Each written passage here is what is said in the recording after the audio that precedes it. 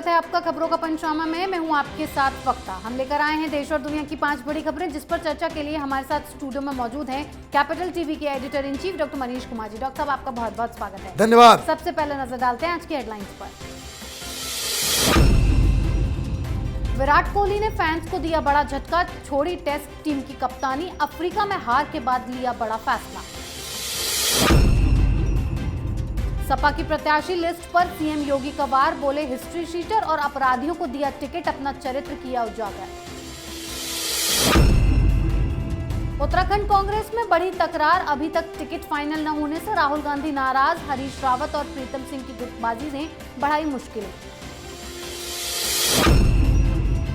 चुनाव से पहले पंजाब के सीएम चन्नी का नया दाव, बिजली दरों में की भारी कटौती। इलेक्शन कमीशन से की चुनावों की तारीख आगे बढ़ाने की मांग। पाकिस्तानी आतंकी साइंटिस्ट आफिया को छुड़ाने के लिए अमेरिका में आतंकी हमला, 4 को बनाया बंधक।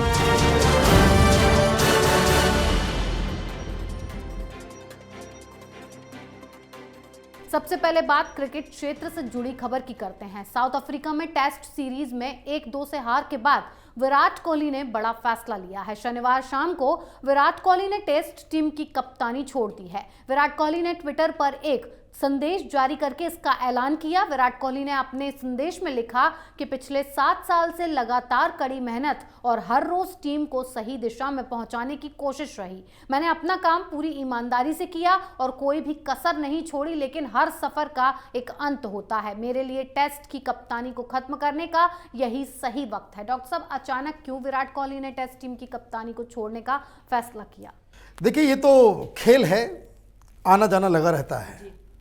कभी गावस्कर थे, कपिल देव थे, तेंदुलकर का दौर आया, फिर धोनी का दौर आया और इसी तरीके से विराट कोहली का भी दौर आया। बट उनको बहुत ही अपने सिर को फक्र के साथ ऊपर करके अलविदा कहना चाहिए। कप्तानी को कुछ दिन के बाद क्रिकेट को भी वो अलविदा कहेंगे। वो हिंदुस्तान के सबसे सक्सेसफुल टेस्ट क्रिकेटर कप्तान रहे, लेकिन पिछले 4-5 महीनों में जो चीज़ें हुई उससे साफ साफ लग रहा है कि क्रिकेट में राजनीति थोड़ी हावी पड़ रही है। पहले T20, फिर उसके बाद वनडे, और अब उनको टेस्ट से जो है अलविदा कहना पड़ा, कप्तानी छोड़नी पड़ी। अब कब तक वो खेलते हैं? दिक्कत ये है उनके साथ कि पिछले 2 साल से उनका बल्ला जो है वो शतक नहीं लगा पाया है, इसलिए भी एक दबाव था। साथ ही साथ पूरा मैनेजमेंट चेंज हो रहा है। रवि शास्त्री को हटा दिया गया, उनकी जगह पे कोई और नया कोच आ गया। तो कहने का मतलब ये है कि बीसीसीआई में राजनीति तो होती ही है, कोई नई बात नहीं है। लेकिन कोहली एक अब तक के सबसे सफल टेस्ट कप्तान रहे और उनकी विदाई वो उनको फैंस को जो है थोड़ी दुखित करने वाली खबर है। जी डॉक्टर साहब, अगली खबर योगी के सबसे बड़े प्रहार की। यूपी में चुनावी तारीख नजदीक आते ही सियासी दलों के बीच आरोपों का दौर और तीखा होता जा रहा है। इस बीच सीएम योगी ने समाजवादी पार्टी पर पेशेवर अपराधियों को टिकट देने का आरोप लगाया। सीएम योगी ने कहा कि समाजवादी पार्टी ने पलायन के लिए जिम्मेदार लोगों को टिकट दिया। जो लोग हिस्ट्री शीटर हैं, सपा ने उन्हें अपना उम्मीदवार बनाया है। इस दौरान सीएम योगी ने कहा कि बीजेपी के प्रत्याशियों की सूची सामाजिक न्याय की प्रतीक है। इस सूची में समाज के विभिन्न तबके को प्रतिनिधित्व दिया है। योगी ने इसी दौरान सपा गठबंधन की सूची पर भी हमला किया है। डॉक्टर साहब, सपा ने इस बार फिर कई सारे अपराधियों को टिकट दिया है, क्या कहेंगे आप? देखिए, हिंदुस्तान में राजनीति में अपराधी तो है ही, एक बहुत बड़ी समस्या है। दिक्कत क्या है कि भाई 2 चीजें होती हैं कि पॉलिटिसाइजेशन ऑफ क्रिमिनल्स और दूसरा होता है क्रिमिनलाइजेशन ऑफ पॉलिटिक्स। एक स्थिति वो होती है कि भाई पॉलिटिक्स साफ सुथरी है, बीच में कोई घुस गया क्रिमिनल, उसको आप एक्सपोज करते हैं। समाजवादी के साथ क्या है कि वो राजनीति को ही पूरी तरीके से क्रिमिनलाइज करने वाला वो सिस्टम है, चाहे वो लालू यादव बिहार में हो या फिर अखिलेश यादव की पार्टी समाजवादी पार्टी हो। अब एक आदमी कैराना का उम्मीदवार, वो लोगों को डरा धमकाता था। कैराना से कई हिंदू परिवार को भागना पड़ गया। कोर्ट ने उसे भगोड़ा साबित कर दिया पुलिस उन्हें ढूंढ रही है, गैंगस्टर है, और उसको आप टिकट दे देते हो। और जो टिकट भरने के लिए जो आवेदन देना होता है वो उसके वकील कर रहा है, वो खुद नहीं। इसने ये प्लान बना रखा था कि नॉमिनेशन वकील कर देगा और ये किसी कोर्ट में जाकर के सरेंडर कर देंगे, उसके बाद बाहर आकर के फिर नॉर्मल जिंदगी जिएंगे। लेकिन यूपी पुलिस तो यूपी पुलिस है, उनको धर लिया पहले ही, जब सरेंडर करने से पहले ही उनको पकड़ लिया। अब वो 14 दिन के लिए चले गए। अब ये पता नहीं अब वो कंटिन्यू करेगा नहीं करेगा। अभी तक समाजवादी पार्टी की तरफ से ये कोई बयान नहीं आया है। फिर एक और देखिए, कोई नया वीडियो आ गया है जिसमें जलाने मिटाने काटने कूटने की बात की जा रही है। तो ये तो ट्रेलर अभी से ही शुरू हो गया है। और योगी आदित्यनाथ ने सही हमला किया कि भाई आप हिस्ट्री शीटर्स को जो है आप टिकट दोगे और समाजवाद की बात करोगे, तो ये कैसे होगा? ये दोनों चीज़ें तो संभव नहीं है। और योगी आदित्यनाथ ने सीधे पासा पलटने वाला बयान दिया कि हमें कल तक जो समाजवादी पार्टी ये कह रही थी कि ये ओबीसी दलित विरोधी है, तो अब जरा सा लिस्ट मिला करके देख लो, कितने ओबीसी को तुमने टिकट दिए और कितने ओबीसी को हमने टिकट दिए, कितने दलित तुम्हारे उम्मीदवार हैं और कितने दलित हमारे उम्मीदवार हैं। तो ये बैलेंस जो है, ये राजनीति का ये दांव पेच चल रहा है। लेकिन जो भी हो, वो अगर क्रिमिनल्स को, चाहे वो भारतीय जनता पार्टी हो, चाहे वो कांग्रेस हो, चाहे वो समाजवादी पार्टी हो, भ्रष्टाचारी, हिस्ट्री सीटर्स, क्रिमिनल्स, गैंगस्टर, बाहुबलियों को अगर आप टिकट देते हैं, जनता को उसका विरोध करना चाहिए। जी डॉक्टर साहब, अब बात अपनों की वजह से मुसीबत में पड़ी कांग्रेस पर। उत्तराखंड कांग्रेस की गुटबाजी अब दिल्ली में आला कमान के सामने उभर कर आ गई है, जिसकी वजह से अभी तक कांग्रेस चुनाव के लिए प्रत्याशियों के नामों का ऐलान नहीं कर सकी है। और इसके पीछे सबसे बड़ी वजह पूर्व सीएम हरीश रावत और नेता प्रतिपक्ष के बीच सियासी तकरार है, जिसके कारण पार्टी 13 सीटों पर नाम फाइनल नहीं कर सकी है। वहीं कहा यह भी जा रहा है कि गुटबाजी को लेकर कांग्रेस नेता राहुल गांधी नाराज हैं। राज्य में होने वाले चुनाव के लिए कांग्रेस ने 57 सीटों पर नाम तय कर दिए हैं, जबकि 13 सीटों पर रावत और प्रीतम सिंह के बीच विवाद चल रहा है। इसको लेकर देर रात तक चली बैठक में भी मंथन किया गया, लेकिन कोई नतीजा हाथ नहीं लगा। डॉक्टर साहब, चुनावी माहौल में कांग्रेसी नेता जब आपस में ही लड़ते भिड़ते रहेंगे तो इनकी नैया कैसे पार होगी? देखिए, उत्तराखंड में जिस तरह की राजनीति होती आई है, जिस तरह से नतीजे आते हैं, उसमें एक बार कांग्रेस पार्टी, एक बार बीजेपी, एक बार कांग्रेस पार्टी, एक बार बीजेपी। तो अभी बीजेपी की सरकार है, तो राहुल गांधी को लगता है कि ये नेचुरल नॉर्मल तरीके से वहाँ पे कांग्रेस पार्टी की सरकार आ जाएगी। लेकिन वहाँ मामला फंस गया है। फंसा किस वजह से है? नॉट बिकॉज प्रीतम सिंह या फिर हरीश रावत।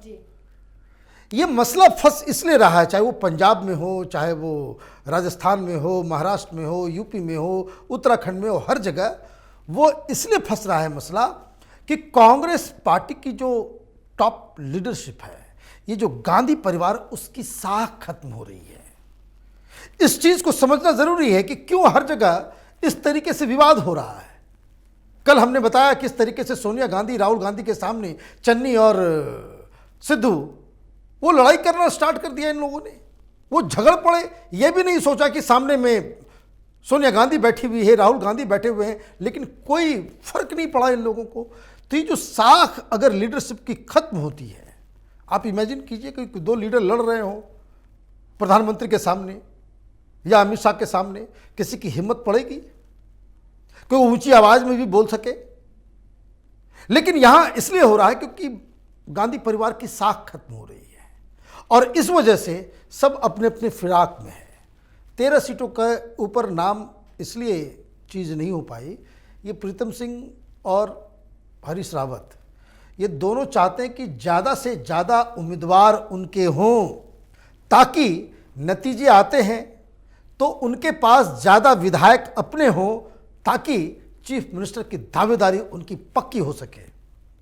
राहुल गांधी की स्थिति ये है कि वो पंजाब में या फिर उत्तराखंड में सीना ठोक के किसी चीफ मिनिस्टर का चेहरा घोषित कर दे, वैसी स्थिति में नहीं है। जी डॉक्टर साहब, अगली खबर पंजाब कांग्रेस पर। पीएम की सुरक्षा में सेंधमारी करके बुरी फंसी पंजाब कांग्रेस अब वोट बैंक के लिए नए नए हथकंडे अपना रही है। इस बार सीएम चन्नी ने चुनाव से पहले बड़ा दांव चला है। चन्नी ने पंजाब में बिजली की दरों में 3 रुपए की कटौती की है, तो दूसरी तरफ चन्नी ने इलेक्शन कमीशन को पत्र लिखकर चुनावों की तारीख 1 सप्ताह आगे बढ़ाने की अपील भी की है। चुनाव आयोग को लिखे पत्र में चन्नी ने कहा है कि उन्हें दलित समुदाय का प्रतिनिधित्व करने का अवसर दिया गया है। ये समुदाय 10 फरवरी से 16 फरवरी तक श्री गुरु रविदास जयंती में भाग लेने बनारस जाता है। ऐसे में इस समुदाय के बहुत से लोग अपना वोट नहीं डाल पाएंगे, इसीलिए चुनावों की तारीखें आगे बढ़ा दी जाएं। डॉक्टर साहब, क्या चन्नी को केजरीवाल के चुनावी वादों से डर लगने लगा है,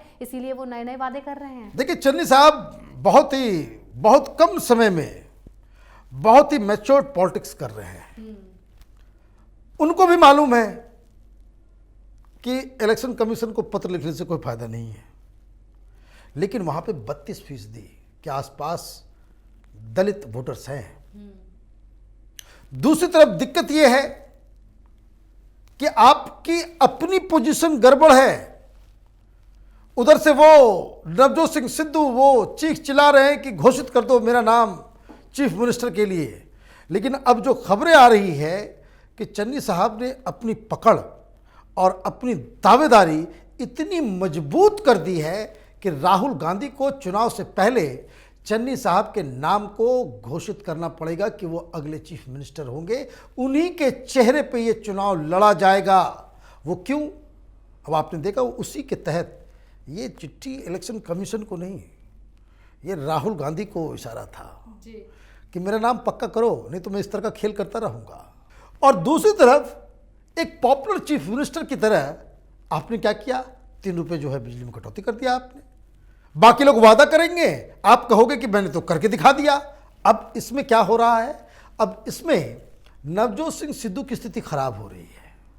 अब किस हिसाब से उनको घोषित किया जाए, उनका नाम चीफ मिनिस्टर के लिए, ये एक दुविधा हो गई है। लेकिन ये कहना पड़ेगा, चन्नी साहब उन्होंने बहुत बड़ी दाव, इसको कह सकते हैं कि चाल जो है उन्होंने चल दी है। जी डॉक्टर साहब, आखिरी खबर पाकिस्तान की काली करतूत पर। अमेरिका के टेक्सास में पाकिस्तानी आतंकी साइंटिस्ट आफिया सिद्दीकी को छुड़ाने के लिए आतंकियों ने हमला कर दिया है। यह आतंकी हमला यहूदियों की एक पूजा स्थल पर देखने को मिला। इतना ही नहीं, पाकिस्तानी साइंटिस्ट आफिया को छुड़ाने के लिए आतंकवादियों ने 4 लोगों को बंधक भी बना लिया। आपको बता दें कि यहूदी मंदिर में 4 लोगों को बंधक बनाने वाले आतंकवादियों की मांग थी कि टेक्सास जेल में बंद साइंटिस्ट आफिया सिद्दीकी को रिहा किया जाए। आफिया सिद्दीकी को 2010 में 86 साल की जेल की सजा सुनाई गई थी। डॉक्टर साहब, कौन है ये आफिया सिद्दीकी जिसकी रिहाई के लिए आतंकी हमला कर रहे हैं? पाकिस्तानी साइंटिस्ट है। देखिए, पाकिस्तान कैसे कैसे हीरो को पैदा करता है। MIT की साइंटिस्ट है ये, मैसाचुसेट्स इंस्टीट्यूट ऑफ टेक्नोलॉजी, वहाँ पढ़ रही थी ये। लेकिन इनका नाम आ गया था कि ये उन षड्यंत्रकारियों के साथ थी जिन्होंने 9/11 को अंजाम दिया। फिर उसके बाद इनके ऊपर जब FBI की नज़र पड़ी तो मालूम चला कि ये और भी उस तरह के प्लान्स को अंजाम देने की कोशिश में लगी हुई थी जी। तो इनको पकड़ लिया गया। ये अभी टेक्सास के एक जेल में बंद है। 86 साल की कैद है इनको जी। बाहर निकलना बड़ा मुश्किल है। लेकिन इसमें हुआ क्या, अभी समझिए। आपने पाकिस्तान का जिक्र कर दिया, तो उस समय जो पाकिस्तान की सरकार थी, गिलानी साहब वहां पे प्रधानमंत्री थे जी। इन लोगों ने, और खास करके ये जो लेफ्ट लिबरल कबाल है, जो गैंग है पूरी दुनिया में, इन लोगों ने कहना शुरू कर दिया कि वो अन्याय हो गया, वो टेररिस्ट सिंपैथाइजर नहीं है, तो ये है तो वो है, एक सिंपैथी लेने के लिए। पाकिस्तान में तो जुलूस निकल रहे थे। अब मैं कुछ वाक्य बता दे रहा हूं, बड़ा मजेदार है कि जब कोर्ट में इनकी सुनवाई चल रही थी जी। तो इनके वकील ने कहा कि थोड़ा मेंटली डिस्टर्ब है, गलती हो गई, उसको माफ कर दिया जाए, वो ह्यूमैनिटेरियन ग्राउंड पे कुछ सजा वगैरह कम हो जाए। तो कोर्ट में इसने साफ साफ कह दिया कि नहीं, मैं बिल्कुल ठीक हूं, मैं पागल वगल नहीं हूं। मैंने जो किया वो सही किया, वो धर्म के लिए, और ऐसे वैसे 50 तरह की चीजें। उसके बाद मालूम चला कि वह जेल के अंदर गई तो वहां किसी महिला के साथ मारपीट हो गई। तो पाकिस्तानी हो गई। कुछ मालूम चला कि कोई वो अमेरिकन महिला थी, कैदी थी, तो उसके मुंह पे इन्होंने चाय या कॉफी फेंक दिया गरम गरम। तो उन्होंने पिटाई की इनकी, हाथ पैर तोड़ दिया, तो कुछ दिन तक व्हील चेयर पे ही घूमती रही। फिर एक और खबर मैं बताता हूँ, ये कहानी एक से एक बहुत इंटरेस्टिंग कैरेक्टर है ये। कि जब इनसे एफबीआई वाले पूछताछ कर रहे थे, उस दौरान किसी अमेरिकी सुरक्षा अधिकारी से राइफल छीन के उसको मारने की कोशिश की, फिर ओवर पावर किया गया। तो ये पाकिस्तानी टेररिस्ट है, ये वेल ट्रेंड, और इसलिए उन्हें सजा दी गई है। लेकिन चूंकि ये प्रोपेगेंडा आपने कर दिया, महिला है, देखिए बहुत सारे हिंदुस्तान में ना, सफूरा जरगर और बेंगलुरु वाली लड़की, वो बाकायदा टूल किट, तो ये सब काम करते हैं, किसके लिए कहाँ करते हैं, ये सब के ऊपर नजर होनी चाहिए। लेकिन सिंपैथी वेव क्रिएट करने की कोशिश की कि भाई महिला है, लड़की है, ये है, वो है, 50 तरह की चीजें। अब हुआ ये कि चूंकि ये तो है जिहादी, तो टेक्सास में कुछ लोग जो है 4 लोगों को गिरफ्तार कर लिए, एक आतंकी। 10 घंटे तक ड्रामा चला और उसकी मांग ये थी कि इसको छोड़ दिया जाए। अब जो लोग, अब ये समझिए, तो आतंकी है, जो लोग इसके लिए कैंपेन कर रहे थे कि भाई निर्दोष है, अब तो ये बात तो पक्की हो गई। भाई आतंकी कोई किसी को छुड़ाने के लिए किसी को अपनी जान क्यों फंसाएगा? Until unless she is important, until unless she is part of it, otherwise कोई किसी के लिए क्यों करेगा? तो खैर, हिंदुस्तान तो है नहीं कि जहां नक्सलियों, खालिस्तानियों, आतंकियों, देश में हिंसा फैलाने वालों से लोग यहाँ पे माफ़ी मांग लेते हैं। वहाँ गोली दी जाती है, मार दिया गया, उस आतंकी को न्यूट्रलाइज किया गया, बंधक क्राइसिस खत्म हुआ, और ये महिला जेल में ही सड़ती रहेंगी और कोई इसमें रिहाई नहीं होगी। जी डॉक्टर साहब, इतनी सटीक और बेहतरीन जानकारी के लिए बहुत बहुत धन्यवाद। धन्यवाद। खबरों का पंचनामा में आज के लिए इतना ही। देश विदेश की बाकी खबरों और उनके सटीक एनालिसिस के लिए देखते रहिए कैपिटल टीवी में। लाइक कीजिए, शेयर कीजिए और कैपिटल टीवी को सब्सक्राइब कीजिए। नमस्कार।